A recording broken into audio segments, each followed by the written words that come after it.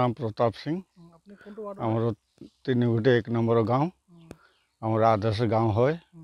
पंचायत फाल 5 बছৰ হৈ গ'ল आमर रास्ता सास्ता एक पा ना अहा जा कर बहुत कष्ट आमर लड़ा छाली पढ़े इमान कष्ट अहा जा कर সেইকাৰণে आम रिक्वेस्ट करूँ आमर मोदी सरकार को आमर रास्ताखन दियक। আপোনালোকে আগত ৰিকুৱেষ্ট কৰিছিলে পঞ্চায়তক? আগতে আমি একবাৰ কৰিছিলোঁ কিন্তু আহা নাই। সেইটো নদী কিনাৰে কিনাৰে মথুৰ বনাইছে ছাৰ, এইটোতো নহ'ব, নদী কিনাৰ হয়।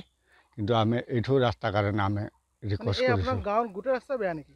গোটেই ৰাস্তা বেয়াতো আমাৰ ইয়াৰ পৰা লাগিলে একদম এই মেইন 2 নম্বৰ বস্তি তিনিগুটি তাৰ লগত একদম পুৰা আমি ওলাবলৈ দিগদাৰী। আমাৰ ল'ৰা ছোৱালীও ওলাবলৈ দিগদাৰী।